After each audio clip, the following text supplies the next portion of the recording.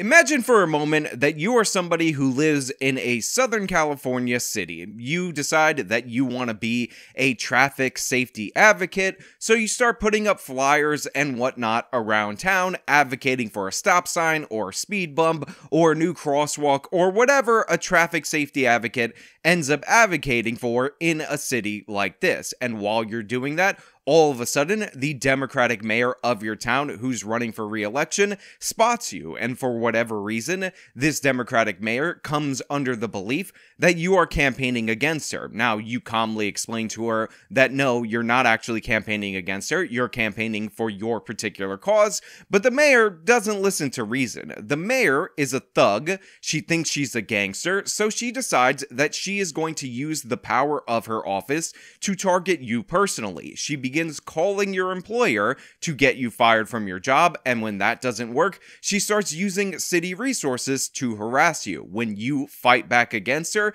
she then ultimately ends up resorting to sending a gang member after you, and it's caught on video, and yet the mayor is still in office. This is what we're going to talk about today. This amazing story out of Southern California, a city that I've never heard of, and it's just fascinating to see what Democrats think they can get away with. But before we do, I just want to say thank you to everybody who signed up over on my website, actualjusticewarrior.com/join. Give me the money. Give me the money, okay? And thank you to the podcast listeners, Spotify, Apple, and Google's podcasting platform. I criticized her.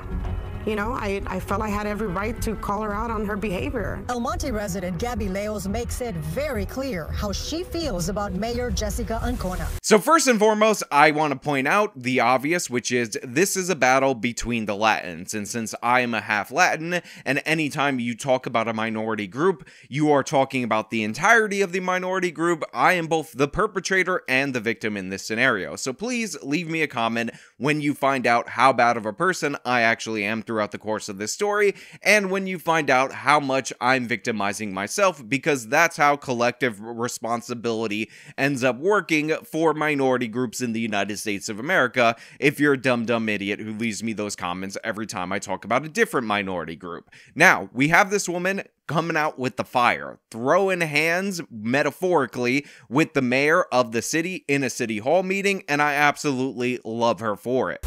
You're a disgrace.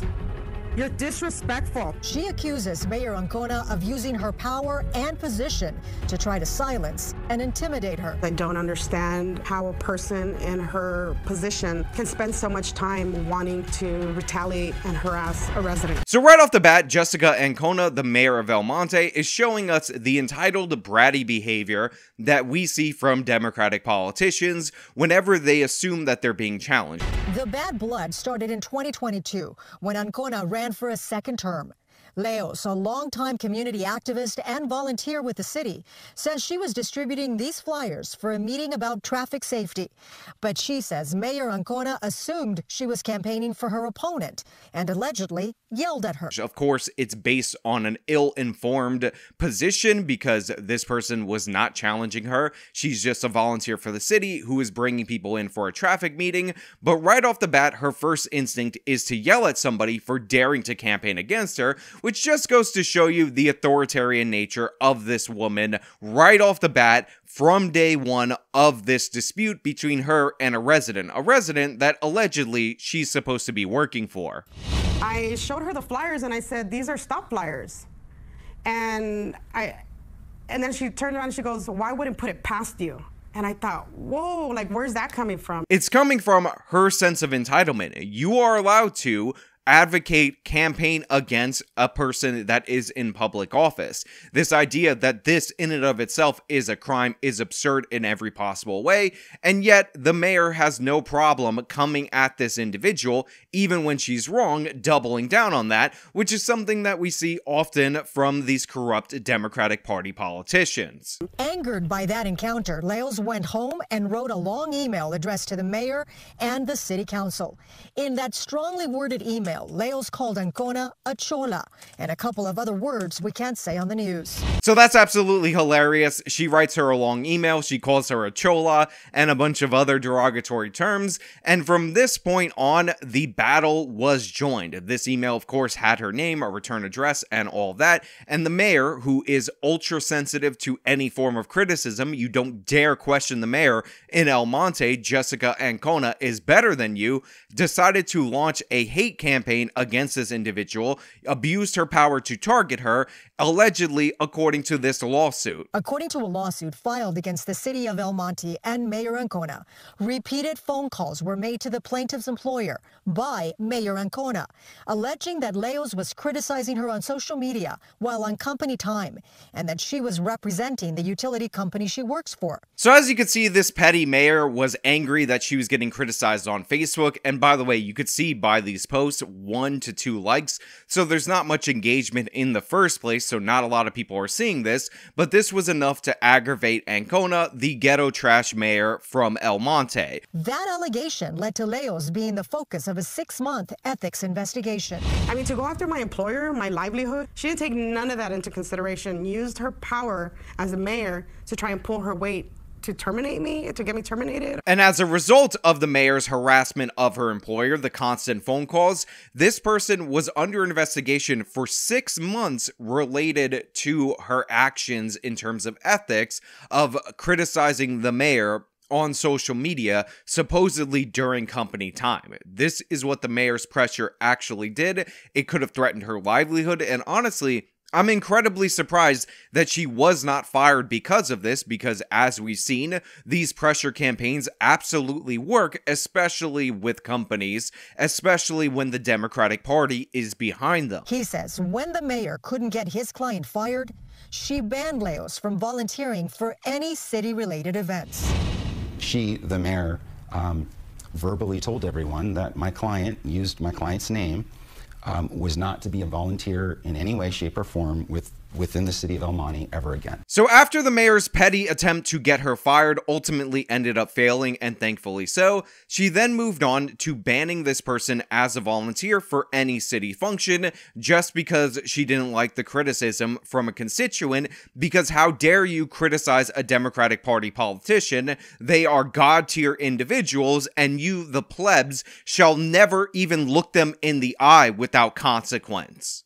Among the claims of retaliation in the lawsuit, Leos claims Mayor Ancona sent a public works crew to paint the curb red outside of her house. They came and they tried to minimize the amount of space that I have in front of my house so that I don't have parking space for my cars. And then, to make matters worse, the mayor then sent a work crew to paint the curb red, which is usually indicative, at least where I live, of a fire lane, in order to ban her from being able to park on her own street. Now, for me, as somebody who struggles with parking living in New York City, this is a crime that is absolutely unforgivable, but thankfully, this woman was able to fight back against it, and it is on pause for now, although in the future, it could eventually go through. But if you have a politician who is willing to go to all of these lengths to punish somebody who, by the way, initially wasn't even campaigning against her in the first place, you can see how this behavior will escalate, how there are other impacts named in the lawsuit, and of course it escalated even further to the point where she was sticking a gang member on this woman in order to intimidate her. Out in public, she sends a known gang member from El Monte Flores to intimidate my client. Mayor Ancona, seen here wearing a green top, appears to motion to the tall man wearing the number 92 jersey. He points his finger and then walks over to Leos, who is recording on her phone. Hey, why are you recording her? Leos explains that she's recording because the mayor's friends were recording her. Do you know that this mayor right here, she called my job and tried to get me fired? Did you know that? He tells me that he's from, you know, a gang in our neighborhood.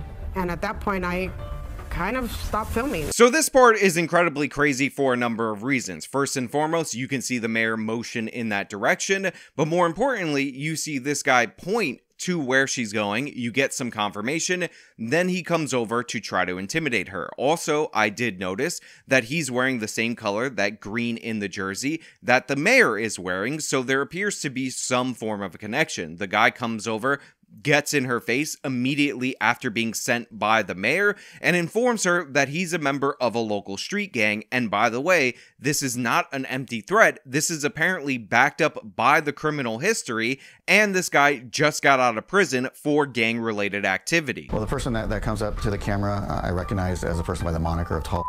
El Monte Police Chief Jake Fisher won't get into the battle between the mayor and the resident, but he does confirm the identity of the man seen with Mayor Ancona. He's a known, verified local street gang member who recently was released or put on probation, federal probation, after being in federal prison for some time. And there you have confirmation from the police chief, who, by the way, won't take a stand on whether or not it's appropriate for his mayor to use a gang member to intimidate a citizen that he's sworn to protect, because the police chief is likely appointed by that very same mayor. But it is all proven out in the facts. This is somebody who is in federal prison. This is somebody who's currently on federal probation. This is somebody who is somehow connected to the mayor and willing to go and intimidate somebody based on the mayor's orders, based on the mayor's direction. It's absolutely insane, but it just goes to show you the Democrats are not only pro-criminal in the abstract, a lot of them work hand in hand with criminals. You've now crossed so many lines with me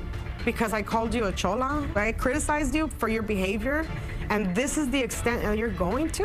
Like, when is she going to stop? Look, she's 100% right. And I don't care if you don't like receiving criticism. You are an elected official. You are in public office. And that is a part of the gig. And being called a chola, trust me, I'm on the internet.com. I get called worse each and every day, and I'm able to deal with it. But the way I don't deal with it is by targeting and harassing the people that go after me. The way that I don't deal with it is by using my position of power and abusing it in order to intimidate the people that are calling me mean names. She went above and beyond multiple different ways in order to attack this woman. The painting of the curb red absolutely should be thrown out of office under federal investigation for that. That is clearly and obviously a retaliatory tactic. Her trying to get somebody fired from their job over speech. Again, above and beyond, should be fired from office based on that alone, but it just keeps escalating. It just keeps going further. It just keeps getting crazier. And I'm sure throughout the course of these events, if this ever reaches discovery,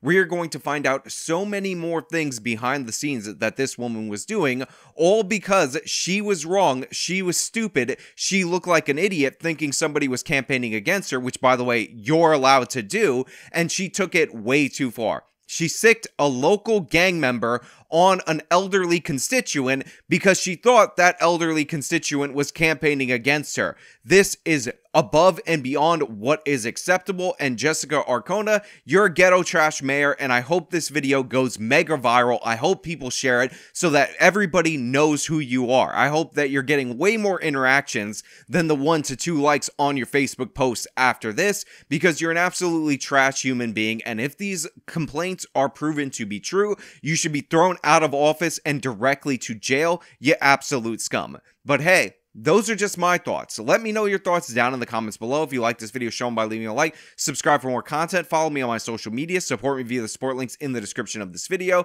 This has been me talking about the absolute insanity coming out of El Monte. Till next time.